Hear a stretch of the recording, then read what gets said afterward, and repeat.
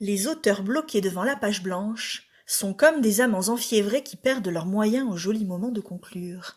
Ils étaient pleins d'élan et de projets, animés d'un enthousiasme flamboyant et porteurs d'une tension créative à faire rougir les muses, et les voilà, terrassés d'impuissance, avec toutes leurs belles idées qui ne feront pâmer personne.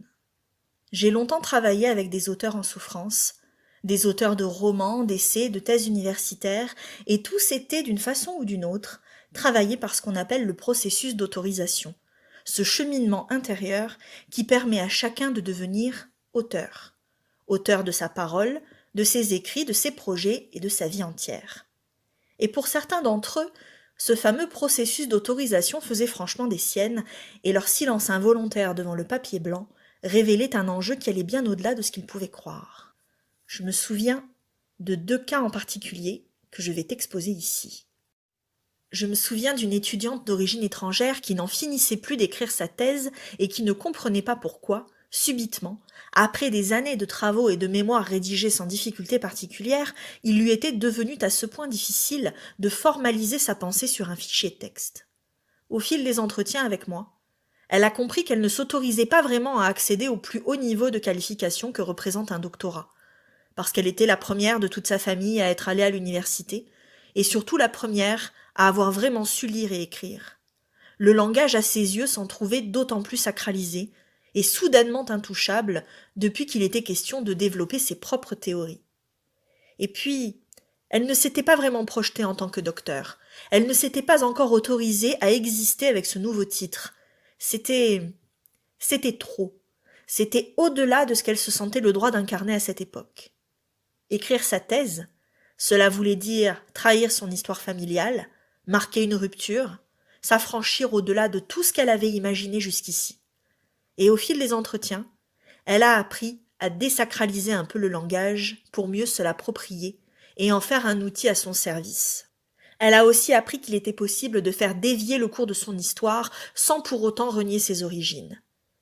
Elle est allée au-delà de son blocage en s'inventant une nouvelle place, symbolique, une place d'où elle pouvait se sentir puissante et reliée à son histoire en même temps.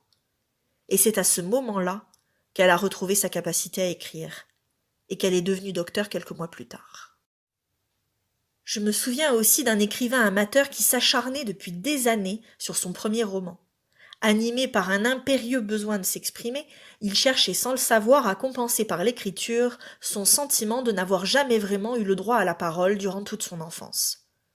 Quand il a commencé à travailler avec moi, il se disait habité de l'intérieur par des histoires qu'il se devait absolument d'offrir au monde. Il se pensait comme un émetteur, présentant une vision à l'univers dans son ensemble, et il peinait terriblement à formuler ses idées. Au fil de nos échanges, il a compris que son rapport à l'écriture était complètement désincarné, qu'il se pensait toujours en dehors de tout contexte extérieur. Comme durant son enfance, à l'époque où n'avoir pas le droit à la parole le maintenait en dehors de toute socialisation durable. Ayant grandi dans une sorte d'isolement peuplé, il continuait de se penser en dehors de tout groupe et projetait donc sa mission d'écrivain en faisant abstraction de la relation au lecteur. Quand il a senti dans son corps qu'il ne pourrait pas écrire durablement sans savoir d'où il le faisait et pour qui il le faisait, il s'est enfin autorisé à s'ancrer dans le monde, dans le groupe, en étant pleinement relié aux autres.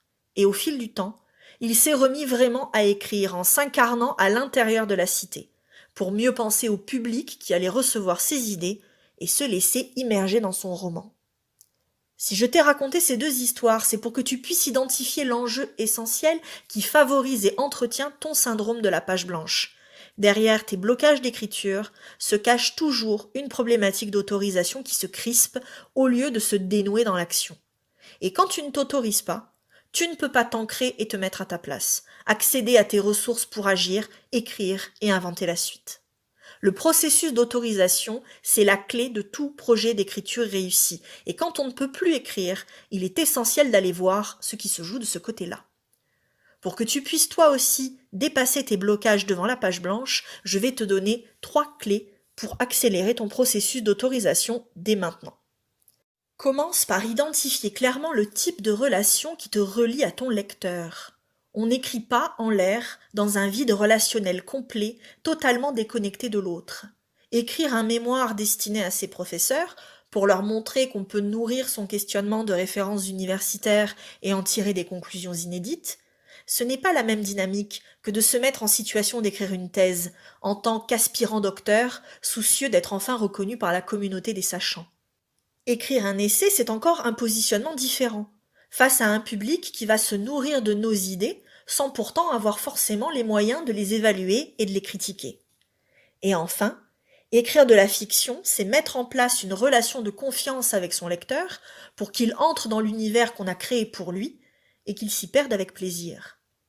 Savoir à quel jeu on est en train de jouer avec son lecteur, c'est se donner les moyens de respecter les codes du genre en les mettant pleinement au service de ses idées et en rendant son écriture d'autant plus percutante.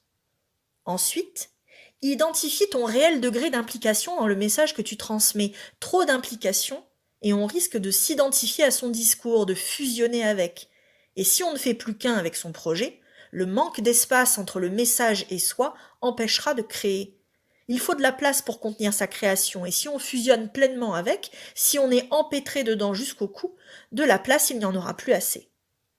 Et de l'autre côté, il est essentiel de ne pas trop se distancer non plus, de ne pas se positionner à l'écart de son œuvre, comme si on n'était pas vraiment dedans, comme si tout ce qu'on écrivait ne nous affectait pas, ne nous travaillait pas littéralement de l'intérieur. Une œuvre à écrire, c'est comme une rencontre amoureuse qu'on veut transformer en belle relation durable. Pour que l'histoire avance dans la fluidité, il est essentiel de se positionner de façon subtile, ni trop en fusion, ni trop à distance. Et pour finir, demande-toi si tu es vraiment à l'aise avec ton héritage familial et la lignée dans laquelle tu t'inscris. Pour écrire des histoires, il faut être à l'aise et au clair avec la sienne, l'assumer, avoir fait la paix avec elle au besoin. Si on n'est pas en situation d'habiter sa propre histoire, on ne peut pas s'en extraire avec suffisamment d'aisance pour faire vivre en soi d'autres personnages et d'autres dynamiques. Écrire, c'est devenir le maître du jeu. Et pour assumer cette place, il est essentiel de s'être autant que possible affranchi de ses entraves et d'être devenu l'auteur de sa propre histoire. Si on n'a pas encore fait ce travail, alors il serait judicieux de commencer par là. Si tu es coincé devant ta page blanche, alors voilà par où tu peux commencer, recadrer la relation entre toi et ton public, ajuster la distance entre toi et ton œuvre, clarifier ton positionnement dans ta lignée et ton histoire personnelle. Si je te dis tout ça, c'est parce que je tiens à ce que cette chaîne YouTube soit une ressource pour tous les professionnels qui sont habités par de grandes idées et qui veulent trouver leur propre façon de les concrétiser. Les intellectuels, les créatifs, les pragmatiques, les porteurs de projets singuliers, tous ceux qui veulent matérialiser ce qu'ils ont en tête en faisant honneur à leur corps de métier. Dans la prochaine vidéo, nous verrons pourquoi les intellectuels et les créatifs ont tant de mal à mettre un prix sur leur travail et à rentabiliser leurs compétences. À bientôt!